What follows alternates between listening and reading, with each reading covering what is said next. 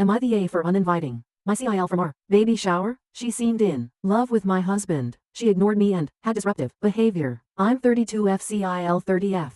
I'll call her Tina from my baby shower because I think she's in love with my husband. My husband 33 and I met each other at a ski lodge 9 years ago. I was with my young daughter and a female friend and her child. My husband was with his 2 brothers and 3 sisters and a few friends. There was a singing competition and both of us were set up by our friends to enter it.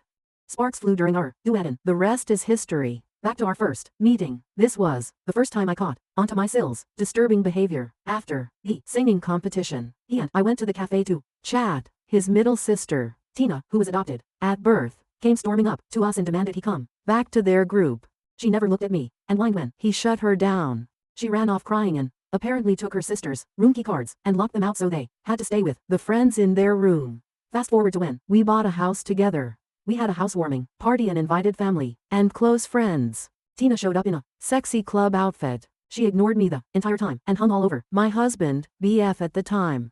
She kept recalling tales of them when they were little and how close they were. She'd kiss him on the cheek, hug him, and touch his arm when laughing. He was visibly uncomfortable, so I stepped in. At first, I just thought she had a crush on him, but the way she was acting looked like she was the girlfriend and not me. She was going around, telling everyone that he used to say he never wanted to have kids. But now he's playing daddy to my daughter. One of my friends said she thought Tina was weird for talking about how hot his modeling photos were when he did print work back in college, and that her favorite photo was of them at a beach in Hawaii during a family vacation a few years back. The most bizarre thing she told a few people was that he had never dated a woman of color before and now all of a sudden he's in love. It's only bizarre to me because she's biracial, so I don't know why this would bother her, unless she's jealous of me because she wished she were me. Then things go south at the end of the night when he gets down on one knee and proposes to me. She started crying and ran to the restroom. Their dad went to check on her and then drove her home. I knew exactly why she was upset, but my husband always equated her behavior to jealousy because she never had healthy relationships. After that tantrum, she skipped our wedding, baby shower, our children's birthday parties, and other family events that we attended. I was fine with extending invitations because I knew she wasn't going to show up. She had some sort of mental breakdown and was in and out treatment for years. Now I have to say, I wish nothing but the best for her, and I don't know what kind of issues she's going through, but I don't want her disrupting our peace. I'm currently pregnant and our baby shower is at the end of this month. I'm having it a few months early because I'm at risk for going into labor early, like I did with my other 2. My MIL called to RSVP and stated Tina would be riding with them and if it was okay if she brought her new boyfriend. I was surprised because we hadn't seen her in years, but I was apprehensive to agree. Eventually, I did agree and hope that she resolved whatever caused her so much distress when she was around my family. Well, it took all of 24 hours for her to start her nonsense. She texted my husband paragraphs at 3 a.m. telling him how she felt about our family. First, she went on to say how much she missed them being close and how I came in and destroyed their close relationship when I barely said 50 words to her in 9 years. She asked him if he was happy with his life because again, he used to say he never wanted kids or to get married. She then asked if he thought about her all this time and if he could meet up with him before the shower and talk alone face to face. That was the last straw for me. I asked my husband if he knew she was in love with him, and he just shrugged and said he didn't doubt my theory. Apparently, when she was 11, she asked if they could cuddle and kiss and he said no. He admits her behavior since then has always been weird and dramatic, but he didn't pay her much attention because there were many siblings and they all hung out all the time. I asked him if he could uninvite her in this new boyfriend, because I think she's going to bring drama to our baby shower. He said he wants to talk to his parents first to see what kind of state she's been in, but I know in my gut that she's ready to ruin our day with her theatrics. So AITA for wanting to uninvite her to the baby shower. Edit for those of you wondering if anything intimate ever happened between them. The answer is no. I am 100% certain of this. He has a total of 3 adopted siblings, 2F and 1 meter. He says he sees them as blood-related siblings because the 3 of them were adopted at birth. He's the second youngest, and they're all within 1.4 years of each other, so all he knows them as siblings. He said he chooses to ignore her because she's always been dramatic. He's always worried about her physical safety because she's suffered from depression for as long as he can remember. So he tries to handle things gently. He's not opposed to uninviting her, but he does want to know what his parents think about her mental state and whether she can behave. Second edit. So I keep seeing something about High School Musical. I'm a little too old to have watched that show movie, but didn't know about that plot. I changed some details of how we met, so this post wouldn't be immediately recognizable, but it's very much, unfortunately, my life right now. My husband is on his way home right now, despite having another 3 hours left at work, because his phone kept blowing up. He didn't sound good on the phone, but he wouldn't tell me what was wrong. I don't want to call back his mom and other sister to ask what's going on, but I'll try to post an update when, hopefully, we come to a final solution because I'm stressed and over this update. This will probably be my last update since my husband and I decided that we need to be completely removed from Sill's drama so we can focus on having a healthy pregnancy and family life. I have an appointment with a perinatologist, a high-risk prenatal doc, tomorrow morning that was scheduled weeks ago to check on the baby. Thank you to those who were concerned about me and the baby, so I don't even know where to start. So I apologize if this update seems all over the place. I also have to point out for the person who went through my comment history, I switched the numbers, genders, and event details so I wasn't as easily identified in real life.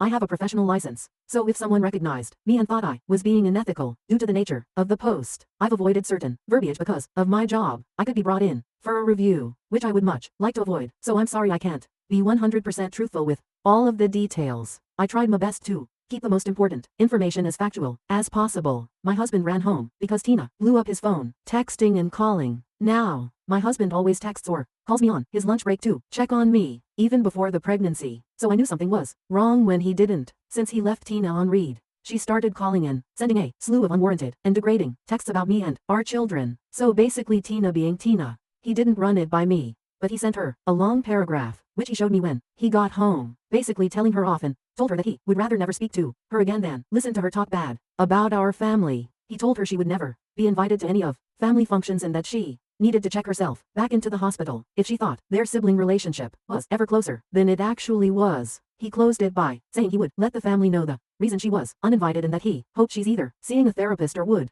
find one immediately. I'm not surprised at his response because the things she said pushed him to that breaking point. I think the worst thing she said was that my 2 miscarriages years ago, which would have been our first child together, was caused because we don't actually belong together and that my body couldn't even carry any of my children to term. 32 and 33 weeks deliveries. I expected her to bring something like this up, but I could tell it really hurt him, and that's why he didn't hold back from her. He then blocked her and told me he's changing our phone numbers. He called his parents and the oldest bio sister, whom he is close with, and explained to them why she's never allowed to visit our home. He shared all of their text exchanges, and they were mortified. He asked them not to share our address, and when we changed to new numbers, they assured us none of them shared this information with her because she actually asked for his work schedule and mentioned driving up a day early to surprise him. My file had the most to say, and I got it.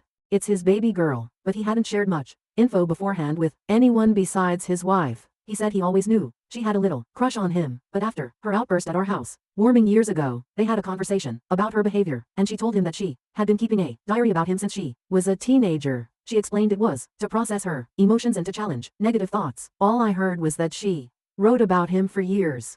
So there's several journals in their home, probably enforcing her beliefs. Apparently, she only stayed away from my husband because my file kept her in check and was able to get her hospitalized several times for being a threat to herself. I don't know if all her issues stem from her unrequited love for him, typing that just made me nauseous, but I hope she gets the help she desperately needs. He asked that they speak with her about his last text, but that we don't want to know the outcome. They told us they would deal with her and apologized for thinking she had resolved her issues. My in-laws are saints, and I thank them for believing us and keeping her away for all these years. Luckily, she's currently living with them due to her issues, so they're going to speak to her tomorrow morning. The BioSeal called me when we got off the phone with the in-laws. She told me that she was really sorry because she's the one who hooked the new BF and Tina up and suggested that she show him off at the baby hour, but admitted they had only been dating for like 2 weeks. She said she sent the text Tina sent to my husband to her BF because that's one of her best guy friends and she wanted to protect him, so I'm pretty sure they're probably not a thing anymore. I'm kind of nervous how Tina will deal with 2 rejections so close together. The 2 sisters aren't that close, and she was audibly disgusted to find out that her sister has been pining for their brother all these years. She has a theory though. She thinks it started with the older bio brother, Sean, because when Tina was little, she would follow Sean around all the time. He's older, so he went off to college abroad. Tina was about 10, and then he permanently moved to Europe. It seems like the crush transferred to my husband when Sean left.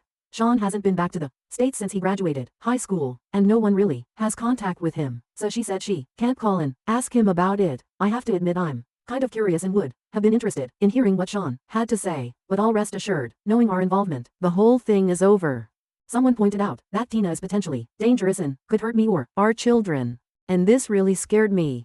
My husband is going to upgrade our alarm system and purchase more cameras. I don't work summers and will most likely be out on bed rest by the time I have to go back to work. So he wanted to ensure the kids and I were safe when he's away from the house. I forgot to mention we live about 5 hours away, so she would really have to go out of her way to show up here if she somehow found out where we live. So that's it. Basically, this will most likely be my only update. I also want to point out for those that think my husband was intimate with her at some point to cause her erratic behavior. If that were the case, she would have loved to throw that in my face over and over.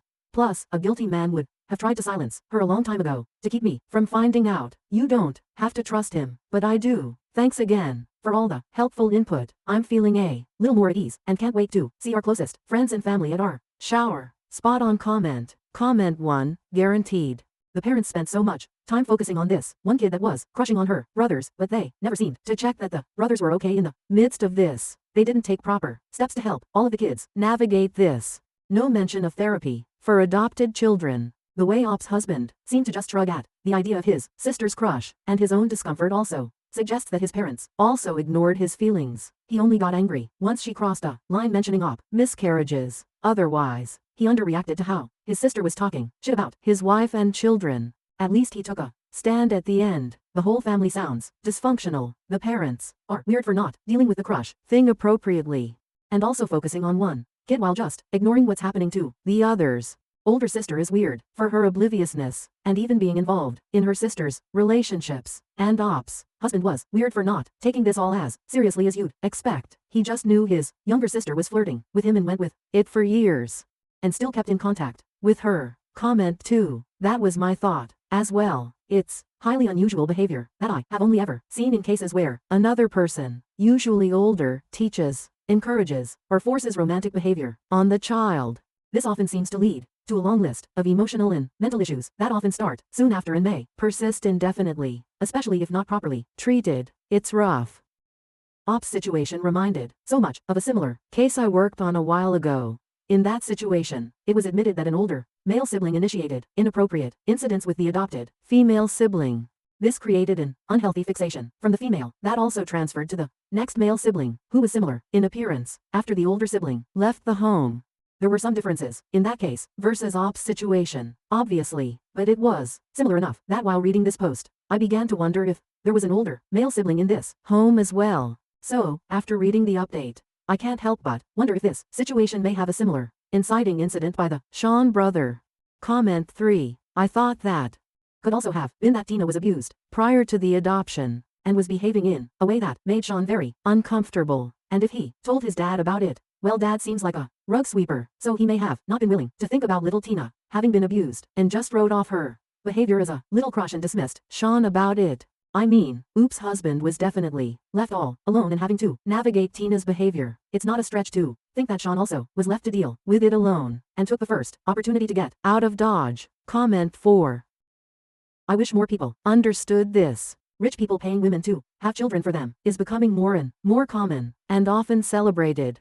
It beggars belief. The trauma of an infant from its bio mother has psychological ramifications for the baby that will last its entire life. The chances of depression, anxiety, drug addiction, alcoholism, mental illness, etc. are far, far greater in adopted children. Yet the rich just seem to ignore all that and do it anyway because they want a mini-me.